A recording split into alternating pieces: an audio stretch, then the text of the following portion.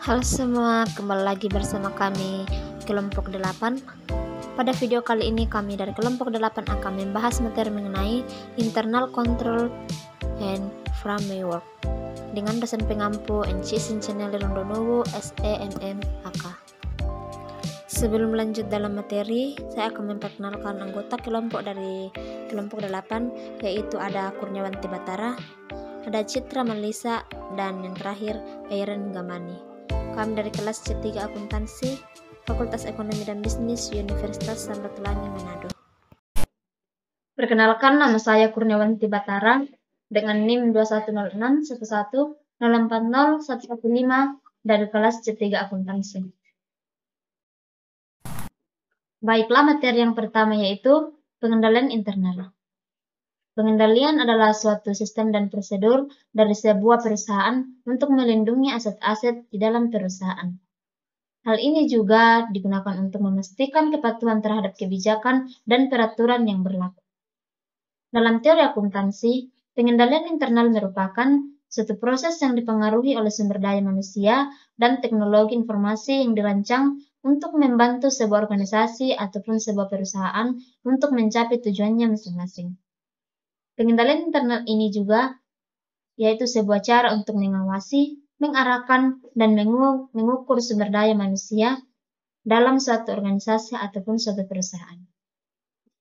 Pada tahun 1992, COSO mengeluarkan definisi tentang pengendalian internal. Definisi COSO tentang pengendalian internal yaitu sistem pengendalian internal merupakan suatu proses yang melibatkan dewan komisaris, manajemen, dan penilaian dan personil yang lain yang dirancang untuk memberikan keyakinan memadai tentang pencapaian 3 tujuan berikut, yaitu yang pertama efektivitas dan efisiensi operasi, yang kedua keandalan pelaporan keuangan, dan yang ketiga yaitu kepatuhan terhadap hukum dan peraturan yang berlaku. Selanjutnya yaitu komponen pengendalian internal. Terdapat 5 komponen dari pengendalian internal menurut COSO, yaitu yang pertama, lingkungan pengendalian ataupun control environment. Lingkungan pengendalian adalah komponen yang berpengaruh terhadap kesadaran dan pengendalian dari orang-orangnya. Faktor lingkungan pengendalian meliputi yang pertama, integritas dan nilai etika, yang kedua, komitmen terhadap kompetensi, komitmen terhadap kompetensi mencakup pertimbangan manajemen mengenai keahlian dan pengetahuan. Yang ketiga, dewan direksi dan komite audit dalam melaksanakan tanggung jawab atas kekuasaan dan kekeliruan. Yang keempat, filosofi dan gaya operasi manajemen. Dan yang terakhir yaitu struktur organisasi. Struktur organisasi diperlukan untuk perencanaan, pengendalian, dan pemantauan sesuai kerangka kerja yang telah dibuat agar dapat dilaksanakan dan dipatuhi dengan benar. Yang keenam, penetapan wewenang dan tanggung jawab. Dan yang ketujuh yaitu kebijakan dan praktik sumber daya manusia. Perkenalkan, nama saya Citra Melisa, kelas C3. Dan materi yang selanjutnya yang kedua itu penilaian risiko atau risk assessment. Penilaian risiko adalah identifikasi, analisis, dan pengelolaan risiko suatu perusahaan dalam menyusun laporan keuangan secara wajar sesuai prinsip akuntansi. Dalam melakukan penilaian risiko, suatu entitas harus memperhatikan semua kejadian baik secara internal maupun eksternal yang berkaitan dengan pencatatan, pemrosesan, dan pengelolaan laporan keuangan. Penilaian risiko manajemen meliputi perubahan dalam lingkungan operasi, personal baru, sistem informasi yang baru, pertumbuhan yang cepat, teknologi baru, produk baru, restrukturisasi perusahaan, operasi di luar negeri, dan pernyataan akuntansi. Menilai risiko pengendalian digunakan sebagai upaya untuk mencegah salah saji material.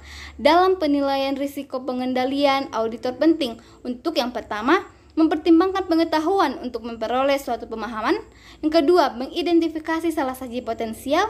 Yang ketiga, mengidentifikasi pengendalian yang diperlukan.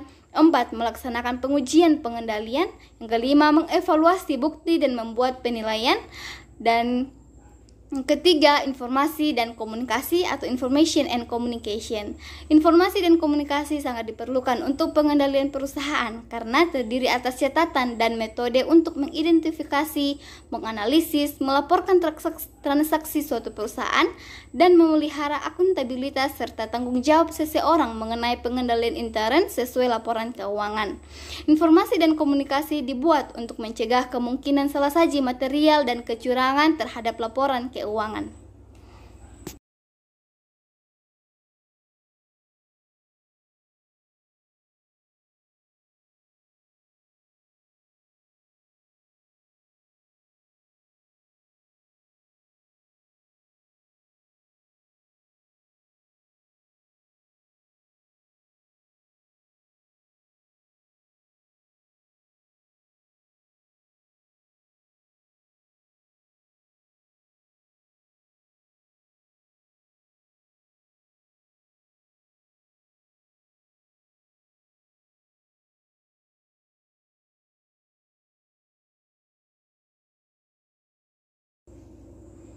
Yang keempat, aktivitas pengendalian atau control activities.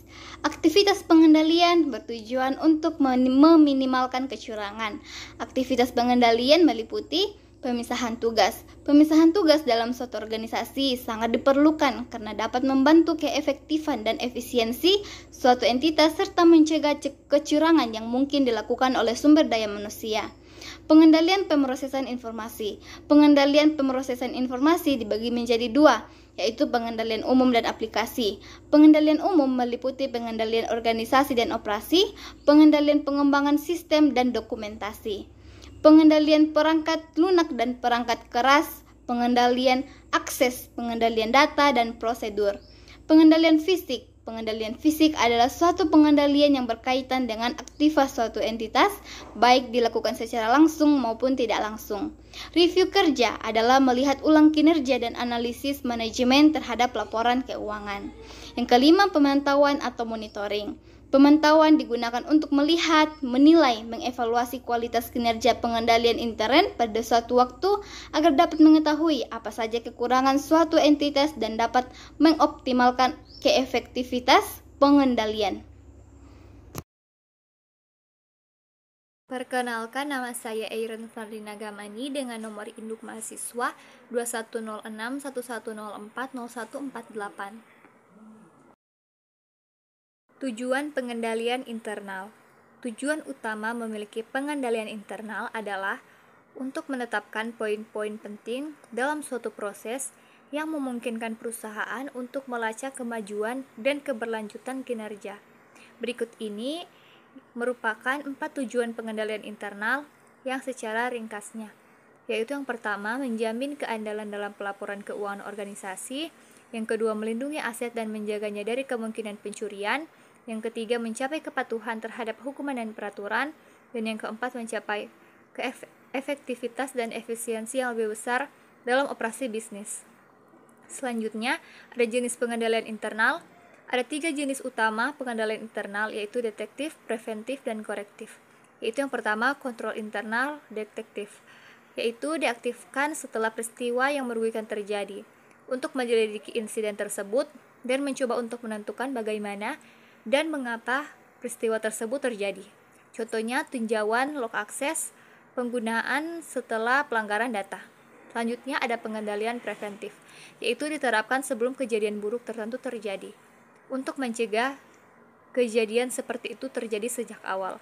Contohnya, menggunakan otentik multifaktor untuk membatasi akses dan data rahasia. Dan yang ketiga, pengendalian korektif.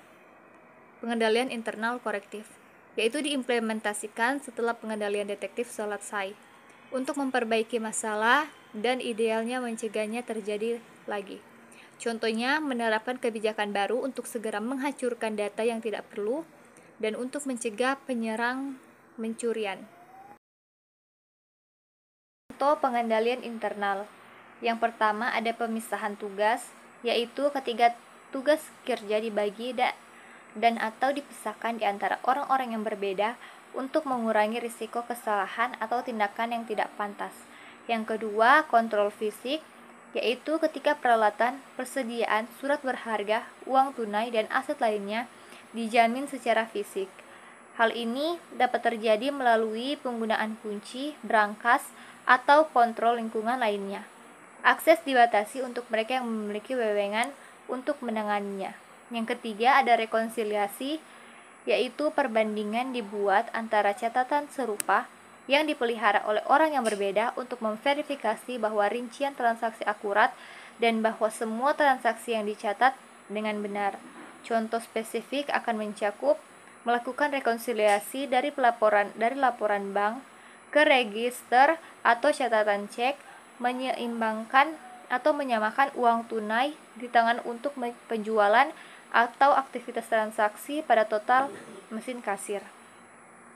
Selanjutnya, yang keempat, kebijakan dan prosedur, yaitu menetapkan kebijakan prosedur dan dokumentasi yang memberikan paduan dan pelatihan untuk memastikan kinerja yang konsisten pada tingkat kualitas yang dipersyaratkan. Ini harus tersedia di semua tingkat organisasi, departemen, dan universitas atau organisasi secara luas. Yang kelima, ulasan transaksi dan aktivitas. Tinjauan manajemen atas laporan transaksi, operasi, dan ringkasan membantu memantau kinerja terhadap sasaran dan sasaran menemukan masalah, mengidentifikasi tren, dan lain-lain. Contoh spesifik meliputi tinjauan bulanan laporan anggaran hingga pengeluaran aktual. Tinjauan laporan aktivitas panggilan telekomunikasi untuk panggilan telepon pribadi atau non-bisnis. Review kartu waktu dan jam lembur oleh karyawan. Selanjutnya yang keenam, kontrol pemrosesan informasi, yaitu ketika data diproses, berbagai pengendalian internal dilakukan untuk memeriksa keakuratan, kelengkapan, dan otorisasi transaksi. Data yang dimasukkan tunduk pada pemeriksaan edit atau pencocokan dengan file atau total control yang disetujui. Itulah materi yang telah kami bahas pada saat ini. Kami dari kelompok 8 mengucapkan sekian dan terima kasih. Sampai jumpa di video selanjutnya.